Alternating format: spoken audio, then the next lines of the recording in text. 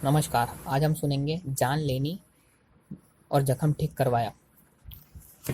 तुकाराम जी दूधे, इनकी लड़की छाया 4 साल की थी तब उसके शरीर के उस हिस्से में फोड़ा आया कि उससे उठना सोना तक नहीं होने लगा। और इतना ही नहीं, उस फोड़े को घेर कर भी दिन पर दिन बढ़ने लगा। इससे उस फोड़े का रूपांतर एक घाव में बढ़ता जा रहा था।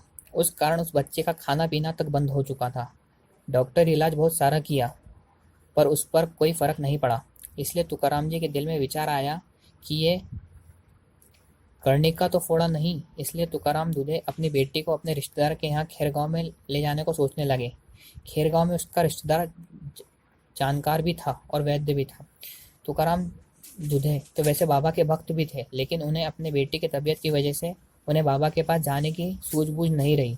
तुकाराम दूधे और उनकी पत्नी जूना पानी से चलकर सीधे बरखेड़ी पहुंचकर वहां से खैरगांव को जाने वाले थे। उस वक्त बाबा जूना पानी के रामदास जी मून इनके खेत में परस के पेड़ में अपना आसन डालकर बैठे थे। तुकाराम जी पत्नी सुमन से कहा, हम तो खैरवा जा ही रहे हैं, लेकिन बाबा रास्ते के में खेत में बैठे हैं, तो हम उनसे भी मिलकर जाएंगे। यह सुमन की बात तुकाराम के भी दिमाग में आई। जूना पानी के रास्ते में बाबा का रामदास जी मून के खेत में आसन था। दोनों पति पत्नी बाबा के पास गए और तुकाराम बाबा को कहने लगे, मेरे जीजाजी खेरगांव में एक वैद्य और जानकार भी है, वहां में अपनी बेटी को लेके जा रहे हैं। इस पर बाबा बोले, वहां जाने की जरूरत नहीं, क्योंकि तुम्हारी लड़की को जादू की हुई है और उसका पोल का करार है। तुम एक काम करो, जाकर टमाटर के पत्ते लेकर आओ और वो पत्तों को पीस कर इस फोड़े पर लगाओ और बाद में बहुत सवेरे किशनदास बाबा के समाधि पर एक धागा रखना। अपनी कहानी किशनदास बाबा को कहकर उन धागों की 5 गांठियां बांधना और वो लाकर अपने बेटी को बांध देना। सब ठीक हो जाएगा। तुकाराम ने वैसा ही किया, लेकिन करते समय बुरबुरे वहां था।